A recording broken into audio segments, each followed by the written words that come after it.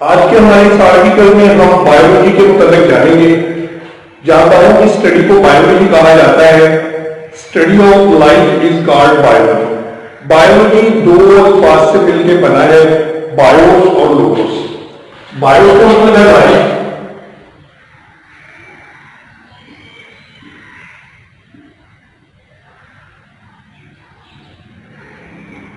Logos का मतलब है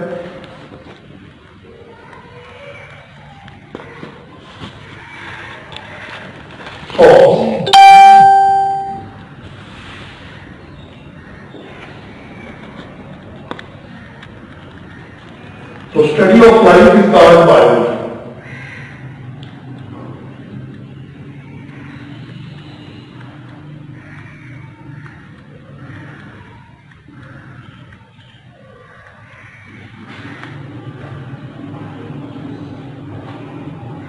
बायोलॉजी जो है बायोटेस्टर्स जानदारों का इसमें स्टडी करते हैं और जानदारों के अलावा बेजान चीजें भी जो जानदारों पर असरअंदाज होती हैं उनको भी बायोलॉजी में स्टडी किया जाता है। तो सबसे पहले इसमें हम जानेंगे कि लाइफ क्या चीज है। लाइफ को डिफाइन करना बहुत मुश्किल है क्योंकि लाइफ की कोई जामे डेफिनेशन नहीं है, लेकिन सर्टेन कैरेक्टरिस्टिक्स ऐसी हैं, कुछ खुसूसियात जो लाइफ के मुताल्लिक बताती हैं। जानदारों को बेजान चीजों से अलग करने के लिए ये खुसूसियात जो हैं ये जानदारों में पाई जाती हैं। इन खुसूसियात की बिना पे हम जानदारों को बेजान अशिया से अलग करते हैं। ये खुसूसियात मंदरज़र है। पहले नंबर पे जानदारों की जो खुसूसियत है वो है ऑर्गेनाइजेशन। लिविंग ऑर्गेनिज्म जो होते हैं वो हाईली ऑर्गेनाइज्ड होते हैं।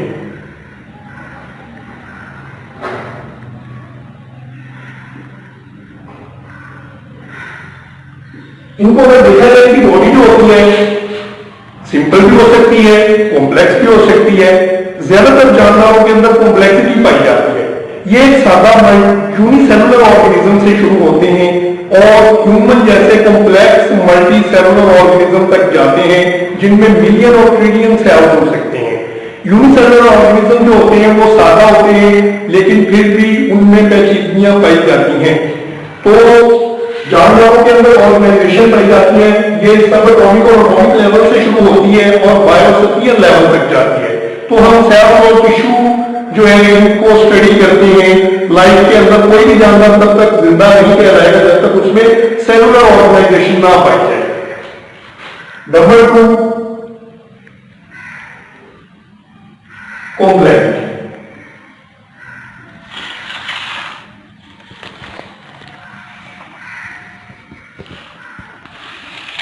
तो अगर जानवरों को देखा जाए इन केस ऑफ बैक्टीरिया वो सिंपल है, लेकिन यूकेरियोटिक सेल को अगर देखा जाए तो यूकेरियोटिक सेल जो होते हैं वो बहुत पेचीदा होते हैं। आप इस तरह से कह सकते हैं कि life with in a plasma membrane. एक मेम्ब्रेन के अंदर पूरी लाइफ है। एक सेल के अंदर बहुत सारे ऑर्गेनेलिज होते हैं जैसा कि mitochondria, Golgi body, endoplasmic reticulum, ribosome, plant cell में प्लास्टिड्स होते हैं, सेंट्रीओल होते हैं। तो इस तरह से एनिमल सेल के अंदर तो ये तमाम ऑर्गेनेलिज अपने अपने मखसूस काम सरंजाम देते हैं। तो ये वाले कॉम्प्लेक्स सेल बनाते हैं और इस तरह से सेल जब अटैच होते हैं तो उससे टिश्यू बनते हैं। इस तरह जानवरों के अंदर जानवर हों या पौधे हों, जिंदगी जो है वो कॉम्प्लेक्स होती है। तो जानवर हाईली कॉम्प्लेक्स होते हैं, इनमें कॉम्प्लेक्सिटी पाई जाती है। Number 3 body composed of one और मोर सेल।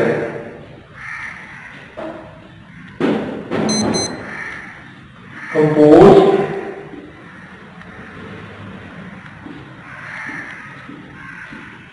वन और मोर सेल। इनकी बॉडी जो होती है वो या तो एक सेल पे मुश्किल होती है या बहुत ज्यादा सेल लगती है। In case of bacteria cell जो होते हैं वो सिर्फ एक सिंगल सेल जो है वो पूरा जानदार बनाता है, लेकिन अगर हायर एनिमल्स में देखा जाए तो बहुत सारे सेल वो मिलियंस बिलियंस ट्रिलियंस में हो सकते हैं, वो जानदारों की बॉडीज बनाएंगे। तो इस तरह से जानदार या तो यूनिसेलुलर होते हैं या मल्टी सेलुलर हो सकते हैं। नंबर 4, इनमें जेनेटिक प्रोग्रामिंग पाई जाती है।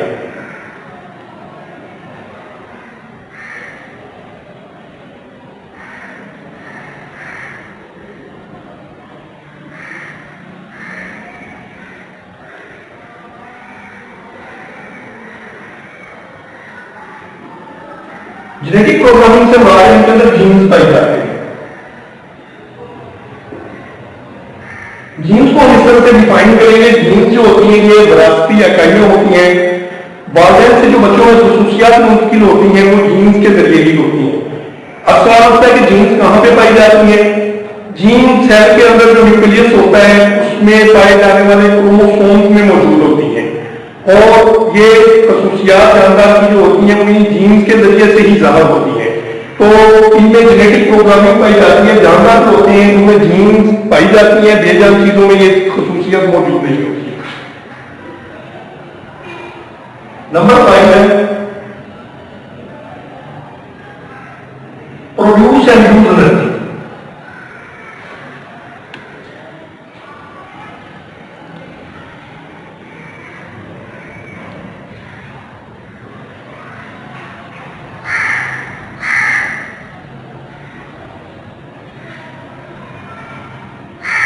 ऑटोट्रॉफ प्लांट्स को कहा जाता है, पौधे जो हैं वो अपनी खुराक को खुद तैयार कर सकते हैं क्योंकि इनमें क्लोरोफिल पाया जाता है, तो ये अपनी खुराक को खुद सिंथेसाइज करते हैं। लेकिन हेटेरोट्रॉफ वो जानवर होते हैं जो अपनी खुराक को खुद तैयार नहीं कर सकते, वो अपनी खुराक दूसरे जानवरों से हासिल करते हैं, दूसरों पर डिपेंड करते हैं खुराक के लिए, इसलिए इनको हेटेरोट्रॉफ कहा जाता है। अब तमाम जानवर जो हैं उनको अपनी लाइफ एक्टिविटीज को परफॉर्म करने के लिए एनर्जी की जरूरत होती है, जो कि एटीपी की सूरत में मुहैया की जाती है। सेल के अंदर एटीपी फ्री एनर्जी करेंसी होती है, जब ये टूटती है तो फॉस्फेट जो होता है वो एनर्जी खारिज करता है, ये बॉन्ड में से काफी एनर्जी मिलती है जिसमें सेलुलर एक्टिविटीज के लिए जरूरी होती है। तो जानवरों के अंदर एनर्जी की प्रोडक्शन भी होती है और जानवर जो है वो एनर्जी को यूज भी करते हैं अपनी केमिकल एक्टिविटीज के लिए। तो इस तरह से इनकी बॉडी के अंदर एनर्जी की बहुत ज्यादा अहमियत है। इसके बाद उनके अंदर नंबर 6 केमिकल रिएक्शन पाए जाते हैं।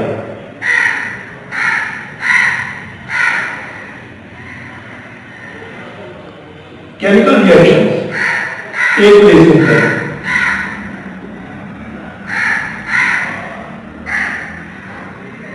मिसाल के तौर पर मेटाबॉलिज्म। अब हम जानते हैं कि मेटाबॉलिज्म क्या है। All the reactions taking place in the cell collectively called metabolism। Cell के अंदर जितने भी केमिकल रिएक्शन होते हैं मजमूई तौर पर इनको मेटाबॉलिज्म कहा जाता है। अब मेटाबॉलिज्म की आगे मजीद 2 टाइप्स होती हैं। मेटाबॉलिज्म कैटाबॉलिज्म भी हो सकता है और एनाबॉलिज्म भी हो सकता है। कैटाबॉलिज्म के केस में कॉम्प्लेक्स चीजें जो होती है, कॉम्प्लेक्स सब्सटेंसेस को तोड़ा जाता है सिंपल सब्सटेंसेस में। इसी तरह से सादा चीजों को कंबाइन करके कॉम्प्लेक्स चीजें भी बनाई जाती हैं। माइक्रोमॉलिक्यूल मिलते हैं तो मैक्रोमॉलिक्यूल जैसा कि स्टार्च, प्रोटीन, लिपिड्स वगैरह वजूद में आते हैं, इसको एनाबॉलिज्म कहा जाता है। तो जानवरों की बॉडीज के अंदर केमिकल रिएक्शन होते हैं, ये एक लाजमी चीज है और ये मेटाबॉलिज्म की सूरत में हो सकते हैं, तो ये बहुत ही इंपॉर्टेंट है। When chemical reactions take place in there. इसके बाद 7वें नंबर पे जो इंपॉर्टेंट कैरेक्टरिस्टिक है लिविंग थिंग्स की, वो है ग्रोथ।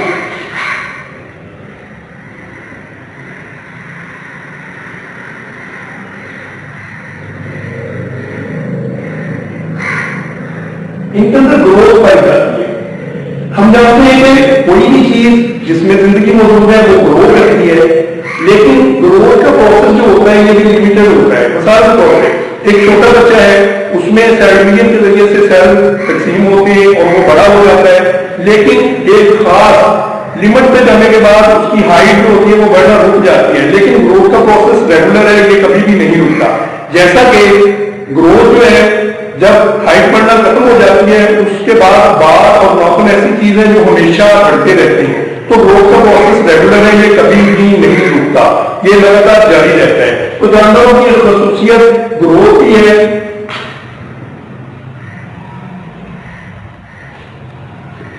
इसके बाद उनकी एक अहम खसूसियत है रिप्रोडक्शन। जानवर होते हैं वो रिप्रोड्यूस करते हैं।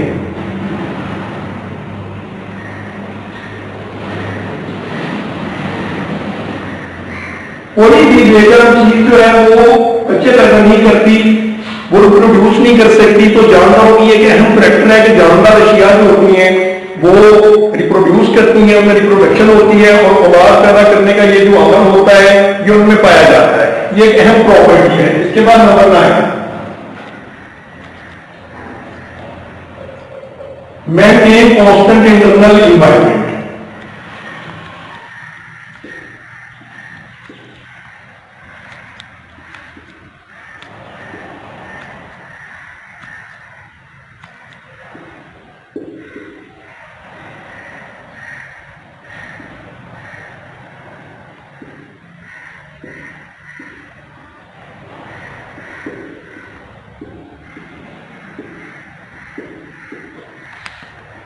जानदार अपना अंदरूनी इन्वायरमेंट जो होता है उसको मेंटेन रखते हैं।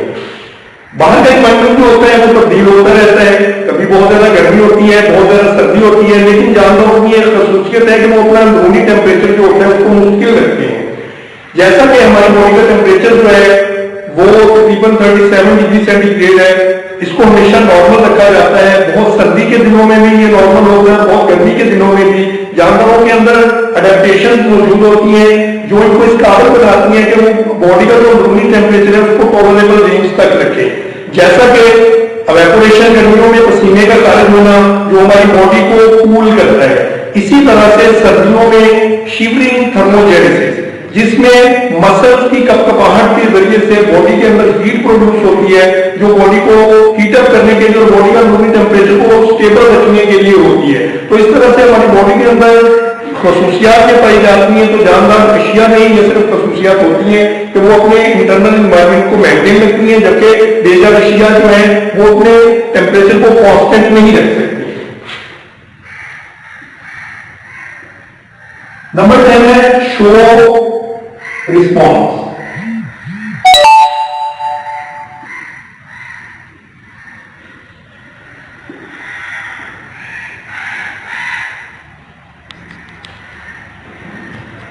जानवर अशिया जो होती हैं वो इन्वायरमेंट में रिस्पॉन्सेस शो करती हैं।